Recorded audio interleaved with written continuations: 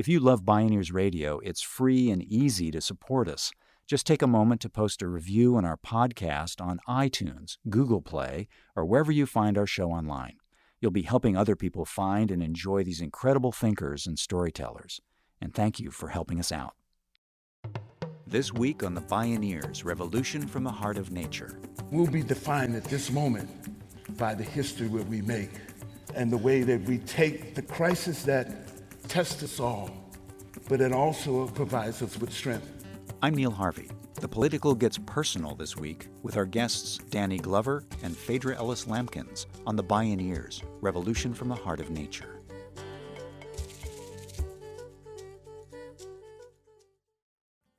Support for The Bioneers, Revolution from the Heart of Nature is provided in part by Organic Valley Family of Farms and Mary's Gone Crackers. If I have seen further, it is by standing on the shoulders of giants.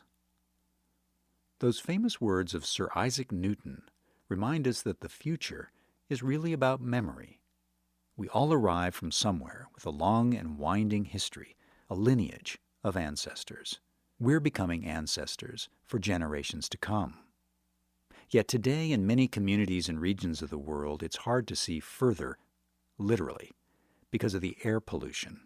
It can be even harder to escape from the burdens of history, generational poverty, racism, oppression, environmental degradation. So how do we honor our responsibility to those who came before and those yet to come?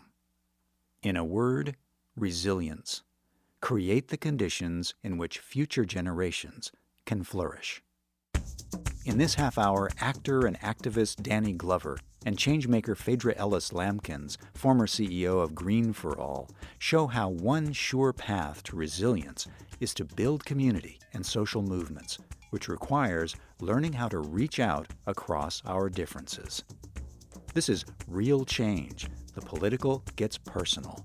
I'm Neil Harvey. You're listening to The Bioneers, Revolution from the Heart of Nature.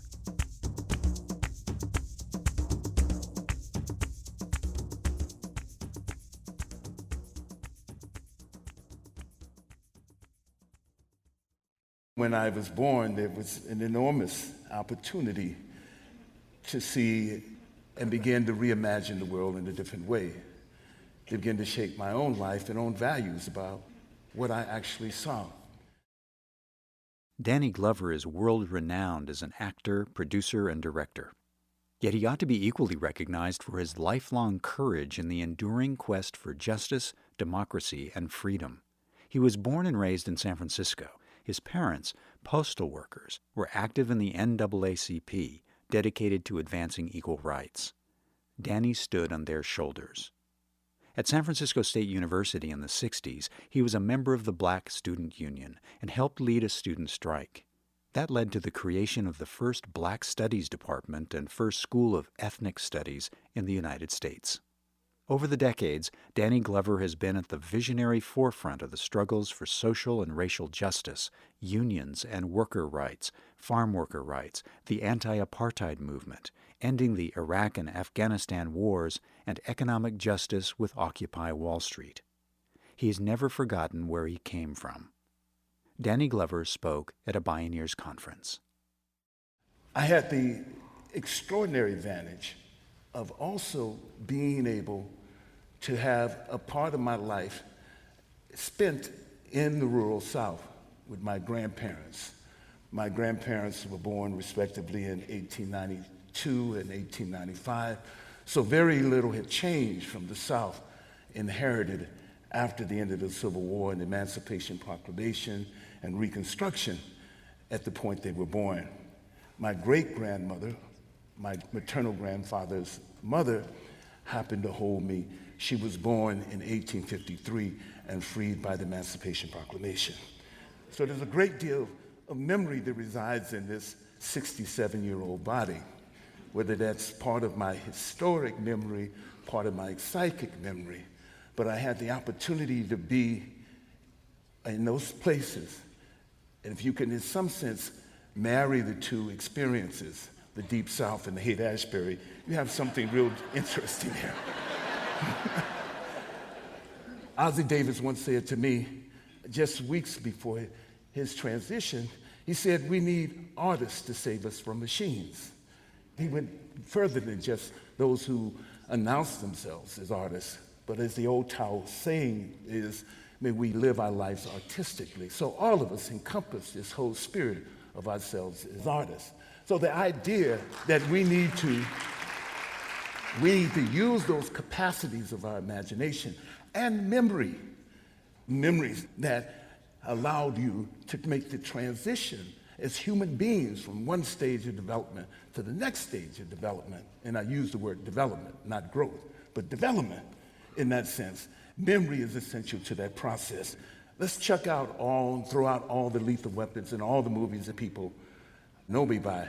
The great gratification in my life and great experiment in my life is the engagement that I've been able to establish and benefited from as I watch movements develop for the last more than 40 years. In 1967, Danny Glover encountered a document that changed his life. The Arusha Declaration was a revolutionary statement in which Tanzanian President Julius Nyerere outlined his country's commitment to self-reliance based on the concept of ujamaa. Ujamaa means extended family or familyhood, where a person becomes a person through the people and community. Danny Glover has a long engagement with union activism. In 2011, he received the United Auto Workers Social Justice Award. I've been working with auto workers in Canton, Mississippi, Nissan auto workers who simply want to organize a union. Can you believe it? That in this country, right here, that they don't have union representation in Canton, Mississippi, or in Nashville, Tennessee, where primarily the auto workers in Canton, Mississippi are African American, 80%. Primarily the auto workers in Nashville, Tennessee are white workers, 70 to 80%. Neither one of them have unions. Now the idea of that is profound. Nissan, who's been there 10 years, has not allowed them to vote to have a union. Well, I happened to go on a delegation with them, first to South Africa, and they met members of a union, strong union, a union that had been involved and engaged in the anti-apartheid movement, NUMSA, the National Union of Metal Workers. They're the ones that negotiate. And they saw something that they thought was unbelievable, that they themselves had never experienced in Canton, Mississippi. And we know Mississippi is. Mississippi is Medgar Evers. Mississippi is the 3 civil rights workers. Mississippi is all that we know. Things that they were capable of building and relationships that they were able to build with these union workers in South Africa, building solidarity. And not only talk about their own plight, but talk about labor and from the global vantage point and what is happening to labor there. That experience transformed them. So I've had the opportunity watching the transformation of these human beings, seeing them empower themselves, these workers, seeing them now have larger expectations and demands on themselves, yes, but also on those who dictate what happens in their lives as well. So they not only become better union workers, better workers, but they become better citizens as well. As Danny Glover points out, building relationships is what builds movements. In Baltimore, one group that captured Glover's imagination was the Baltimore Urban Debate League, founded in 1999 as part of a national initiative to transform public education by bringing debating skills back to the urban classroom. And I happened to meet a group of young debaters, young African-American men, and they've won the National Debate Championship and teach others to debate social policy. To debate using debate as a platform to debate social policy. So one of the things that they were able to do in that quest was to stop the building of a juvenile detention center in Maryland. They played a campaign and won and stopped the building of that. They're also using that to see how they can themselves not only train others, but use access, the access that they have now, the knowledge that they've learned, the memory that they've collected, not only the memory of their own struggle and their own transition, but the memory also that's created by those who come before them. And they use that now and they find ways in which they can engage politically and to change the dynamics around Baltimore. They're having town hall meetings that seats about 200, where they discuss local issues from whether it's poverty or whether it's education or whether it's homelessness. All of those are housed within this creative space.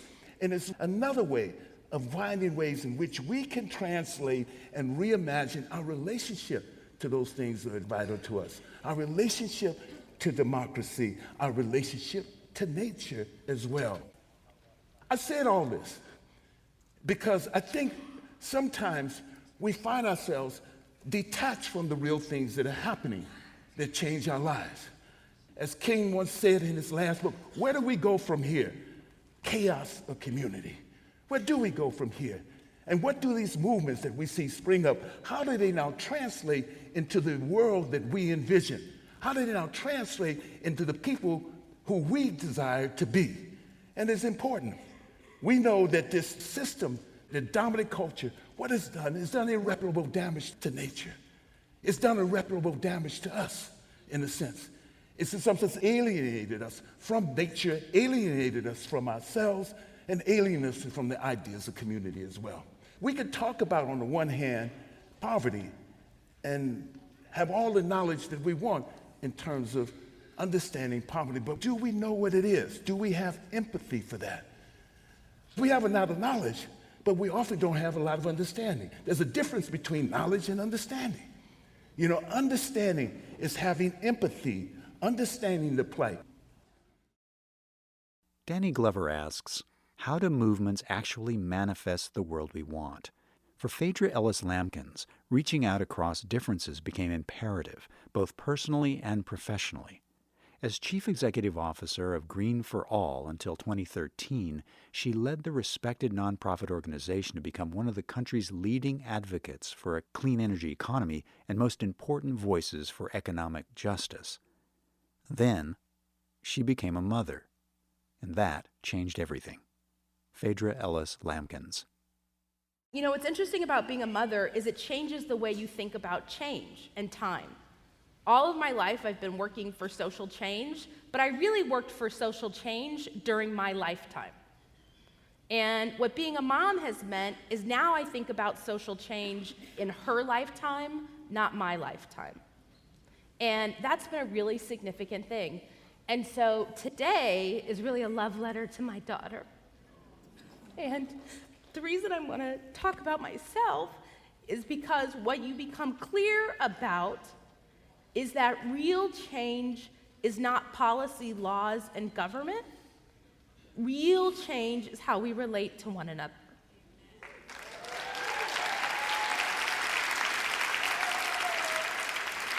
And to have real change, you have to know who I am, and so I have to learn to talk about who I am. But I will say it's so much easier to talk about what you want than who you are, so bear with me. My name is Phaedra Ellis-Lamkins. I grew up in a small town called Sassoon, which you probably may have heard of because you're actually from California. And I grew up with a mom who was very kind, but a dad who wasn't. And my dad was very violent, and there was a lot of drugs and physical abuse in our house. And what that meant is I carried a lot of shame with me. And I knew that what was happening in our home wasn't happening in everyone else's home, but I knew I wasn't supposed to talk about it. We didn't have a lot of money, and I knew that was bad. I remember when I was young, I was going into a grocery store and I was paying for pickles with food stamps. And this woman looked at me as though I was crazy, and she started talking about the woman next to her, about me, and how that's what poor people did, is they used those food stamps to buy snacks. And what she didn't understand is I hadn't had a sandwich with meat in it before. We had pickle and cheese sandwiches for lunch because you got free cheese and you got pickles. But what I walked out of that grocery store feeling was that I wasn't okay, that I was less than, and that I knew I had done something bad. And so when you carry with you the very physical feeling of poverty, when you know you have shame and fear, you know something's wrong with you, you sometimes aren't able to talk about what's going on. Phaedra Ellis-Lamkins' experience growing up led her to enter the labor movement. She headed both the South Bay AFL-CIO Labor Council and Working Partnerships USA. And she soon found that reaching out across differences got really complicated really fast. The first time I met with the environmental movement, it was in our local community. Within 30 miles, there's Chevron, Anheuser-Busch, C&H Sugar, Sheldon Oil was within 2 houses of where I grew up. And what was interesting is, if you're poor, how do you get to be better? How do you think people think you get to be better? You stop being poor. It's very simple here in America. And how do you stop being poor if you're poor? You get a job in a place that probably has a pretty bad environment. And so all of the folks that I know that worked in factories that paid middle-class wages worked in places that polluted the environment. And so the first time I met an environmentalist, they were coming into our community and they were saying, basically, you suck. You work in a place that's killing our kids, and you suck. The reason it's so important, and I wanted to talk about that, is because I think if you're an environmentalist and you're coming into a community, you might not know what the person is dealing with. Part of why I wanted to talk about myself is because I think if you understand the only way out of violence, of sexual abuse, of whatever's going on in poverty in their home, is the job that you just said was shitty. I know that if you work in a coal factory, you know they pollute.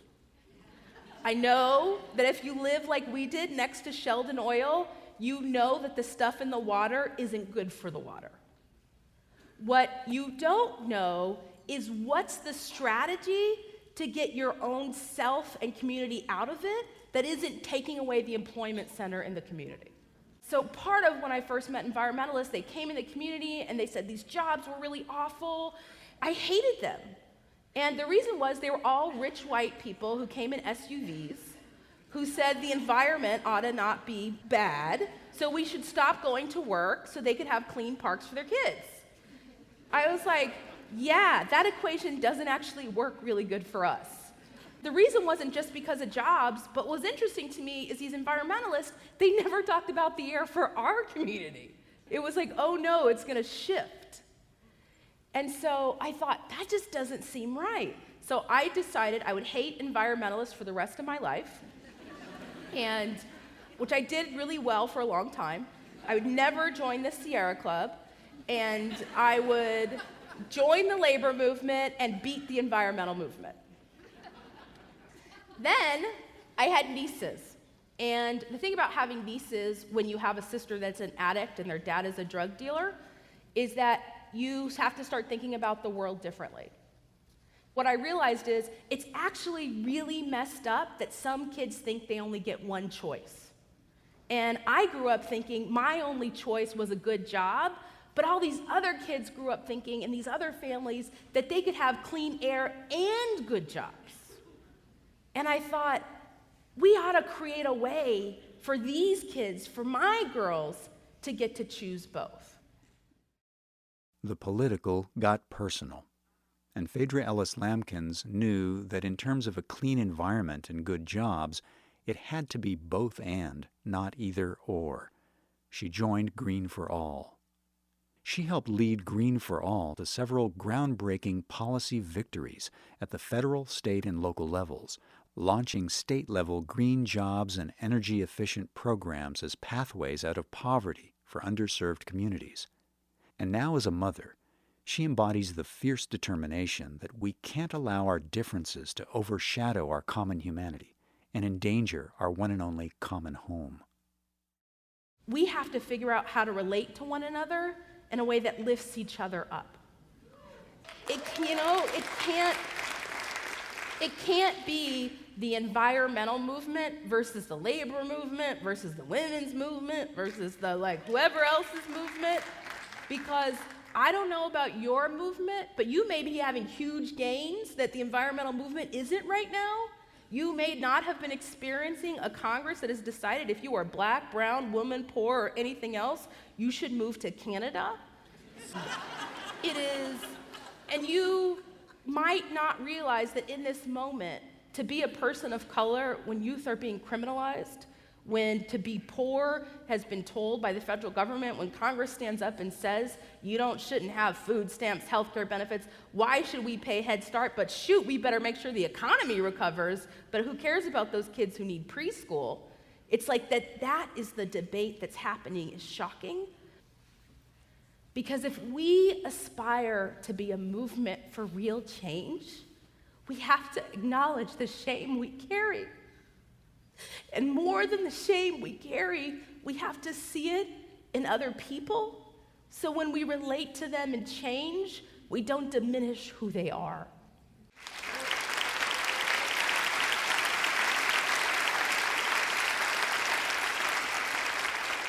The first time I came to a place like this and people were drumming and dancing in the streets, I was quite frankly a little shocked. And what I have to tell you is what we're still working on is feeling like we deserve that freedom, is that freedom to do that. It's like, I saw people, and what happens is you realize there is an incredible luxury of being able to hold yourself and feel as though the world will respond appropriately. And what I want for my daughter, I want her to move and dance. I want her to feel like the world will respond because she deserves to dance, and that the world will open up and respect that she deserves both healthy jobs and a clean environment and so much more. And I know we can't have that if I can't acknowledge who I am. And so my prayer for my daughter and my prayer of gratitude and hope for you is that you'll remember that people like me need people like you. And if it doesn't make sense at first, it's just because we're trying to figure out how to be there. And that any movement that doesn't acknowledge the dignity of any human being is not okay. And we have a responsibility.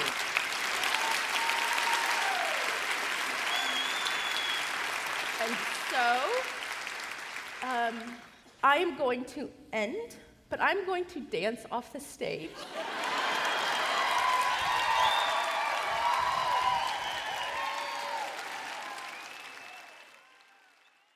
Again, Danny Glover. It's not just one movement in itself. It's a collective memory of all those movements as we move forward, because they've all added value to who we are. They've all added value to our vision of a different world, a world that works for all of us. In doing so, everything that we do is we re-inhabit or we reimagine our relationship to the common space, and reimagine our relationship to nature, reimagine our relationship to the things that are important. But it's going to take that courage. It's going to take us stepping out, not just where the system itself allows us to step out, but beyond where the system allows us to step out, to fulfill that destiny. As Paul Robeson once said, that each generation defines its own history, and we'll be defined at this moment by the history that we make and the way that we take the crisis that we have, a crisis that tests us all, but it also provides us with strength. And I think the clarity and the space to reimagine every single thing that happens in our lives, every single relationship, is with that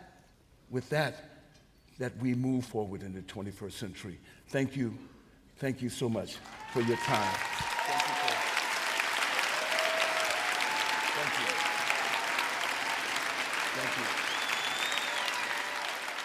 Danny Glover and Phaedra Ellis-Lamkins, making history by remembering the future, reimagining how to live on Earth and with each other. Real change. The political gets personal.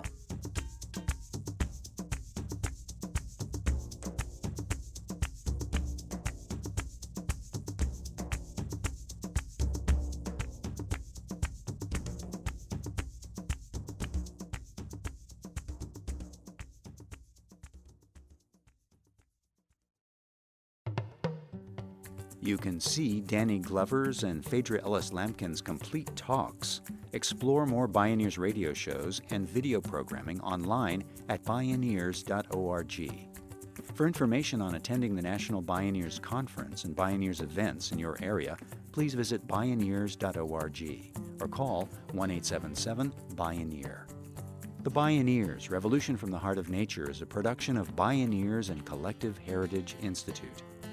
Executive Producer Kenny Ausubel. Written by Kenny Ausubel. Senior Producer Neil Harvey. Managing Producer Stephanie Welch. Distribution is by WFMT Radio Network. Our theme music is taken from the album Journey Between by Baka Beyond and used by permission of Hannibal Records, a Rykodisc label. Additional music was made available by James Asher at newearthrecords.com.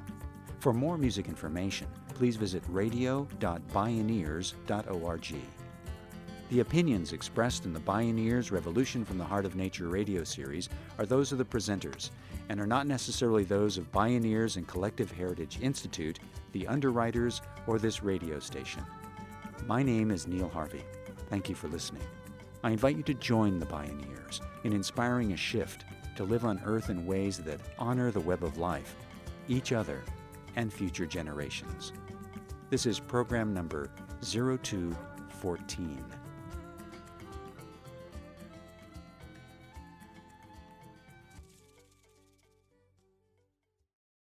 This program was made possible in part by Organic Valley, pasture-raised organic dairy products bringing the good from our family to yours. Visit organicvalley.coop. Mary's Gone Crackers, healing the planet through conscious eating, gluten-free and vegan products since 2004. Learn more at marysgonecrackers.com. John Masters Organics, feel good about looking good. Visit johnmasters.com. Funding also provided by a grant from the Park Foundation, dedicated to heightening public awareness of critical issues, and by the generous support of listeners like you.